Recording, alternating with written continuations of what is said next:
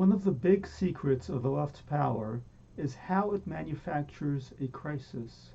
And having manufactured the crisis, it is then in the position of defining the solution. And we see this with so many things. Global warming or now climate change.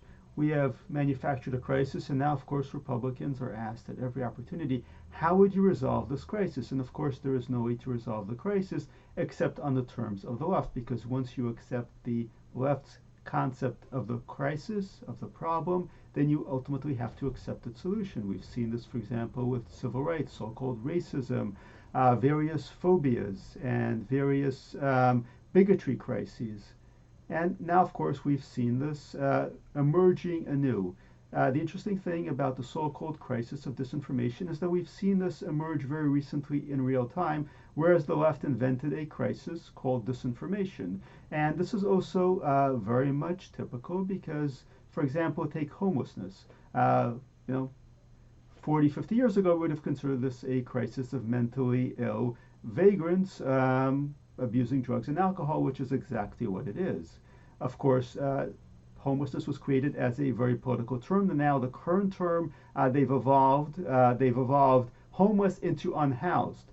And of course, the emphasis here is that the issue is housing. The issue is a lack of housing, rather than, again, the fact that there are people who with drug, alcohol, and mental problems are wandering the streets and engaging in violence and generally dysfunctional behavior and talking to themselves. The guy screaming that somebody in Schenectady stole his kidney and that the UFOs are coming to get him is not a rent issue. It's not a housing issue. It's very clearly an issue of the chemistry going in his brain.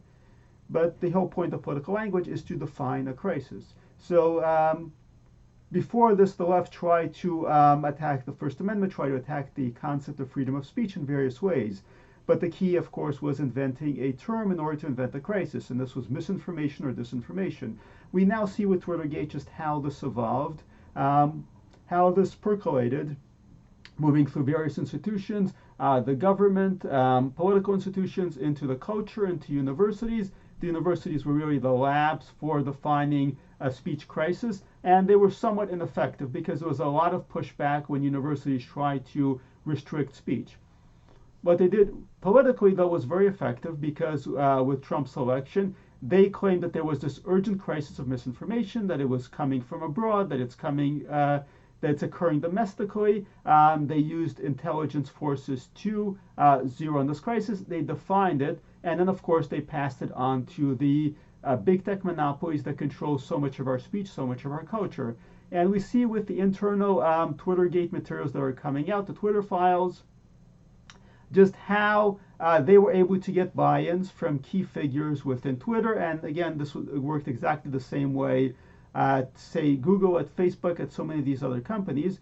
Because once you create this perception among a percentage of the educated class that there is this crisis, and only, of course, a completely ignorant person would not believe that we have a climate crisis, not believe that wearing masks is our source of salvation, not believe that misinformation is an urgent crisis that we have to deal with that threatens our democracy. Well, of course, you get in a buy-in from these people, and then these people are no longer asking, should we do something? They're saying, how high?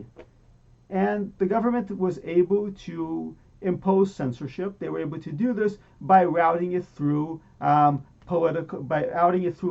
seemingly non-political private companies. They came to these private companies and they said, well, there is this crisis, we expect you to help out. They did this in some ways covertly, they did this in some ways overtly, and boy, this is not just happening with speech. We've seen this taking place, for example, with the Second Amendment, with guns, where there is pressure to get financial institutions to cooperate in restricting people from being able to purchase guns. And this is something, again, that the left does quite well. They create a crisis. The crisis is, of course, gun violence. It's not, gang members running around shooting people because we effectively have no law enforcement system because of criminal justice reform. No, the crisis is the guns. And of course, with misinformation, the crisis is the speech. The crisis is that people are able to express themselves, and we need to do something about this, and tech companies are expected to do something about this, and what they're expected to do about it is censorship, it's restrictions. And they were doing this silently because some of this is illegal. Once you actually have the government interfacing with private companies, telling them what speech to restrict, you effectively, this is no longer private action. The big argument from tech companies has been that what they're doing is private action, that what they're doing is just their own initiative. You actually had tech companies suing Florida when Governor DeSantis implemented a law restricting their ability to censor candidates for public office. They immediately came out and they said in their lawsuit that this is actually our free speech. If you take away a right to restrict people's free speech, that violates our free speech.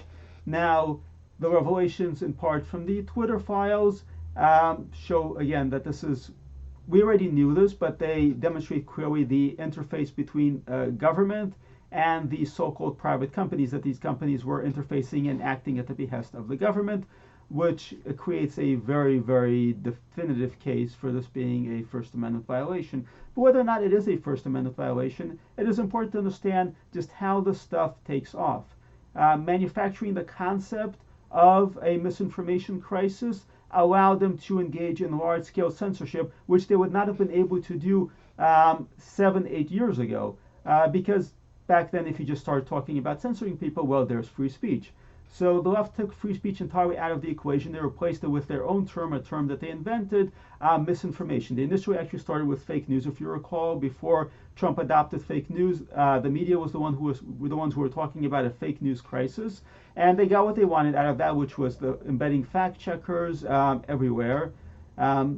And which was a crucial part of what was to come later on, including big tech censorship. But then they switched to misinformation, disinformation. And misinformation sounds professional, it sounds technical, it sounds like we have defined something that is very specific, and a lot of people are suckers for expertise. We've seen this during the pandemic. If you speak to people in technical terms, well, these people must know what they're talking about. They're experts. And so we had all these experts talking about a crisis in misinformation. They would come forward and they would lecture us about this misinformation crisis. And of course, all this was just slang for we want to restrict the speech of people we don't like. That's what the misinformation crisis came down to. And we need to be honest about that. We need to be blunt about that. We need to be direct about that, because so many people are, people in positions of influence in the tech industry, but in general, are falling for this misinformation concept, for this disinformation concept, that we have this crisis that requires restricting speech. It is frightening to what extent the left has managed to get a sizable percentage of the country to buy into this idea that speech is a crisis. We like to think that Americans would be very hostile to the idea of censoring speech. As it turns out, if you redefine speech, if you call it something, if you bring in a lot of experts, and people are no longer thinking of this as speech. And this obviously has worrying implications for rights in general, for a whole spectrum of rights. We've seen them do this obviously with any number of things like marriage, gender. The reality is, if you throw in enough experts, you throw in enough verbiage, you create a framework in which you can actually reinvent basic concepts, then people will go along with it. It's not just the regular kind of mass propaganda. It is mass propaganda that depends heavily on the idea that we should hand over authority to experts, that we should listen to what the people on television are telling us, to the idea that we should believe that whatever we are told is a crisis is a crisis. And there isn't actually a speech crisis in America. It's a censorship crisis. It's not a free speech crisis. It's not a misinformation crisis. The misinformation has been the very idea of misinformation, of telling people that certain kinds of speech are crisis. There are plenty of kinds of offensive speech out there. Yes, there is foreign propaganda. The Chinese, the Russians, the Iranians, everybody is broadcasting materials inside the United States. And this is not new. It was the left which very, very vocally, during the McCarthy era, fought against the idea that we should ever restrict speech, even if it comes from foreign powers, even if it's an attack on our freedoms. No speech restrictions are ever justified. No political tests are ever justified. And of course, in a very typical convenient manner, they flipped everything around and decided that, yes, now that they're in power, censoring speech is an excellent idea. And all they had to do was call it misinformation. And it's very important for us to be aware of the way the language is manipulated, the way that our society and our culture are manipulated by political interests which are very determined to control how we think and to make us feel smart while we're doing it. Because misinformation, the term was about making people feel smart.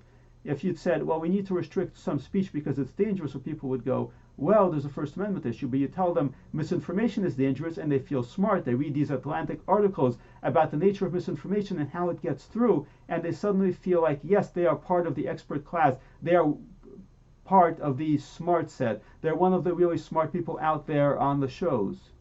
And this is how liberty dies. It's how people's freedoms are taken away, not just through hate, not just through fear, but through a permission structure, through a system that enables people to feel like they are above it all. And that's in many ways what the left does very well. It gives people with the ability to feel superior to everyone else, morally superior, intellectually superior, politically superior.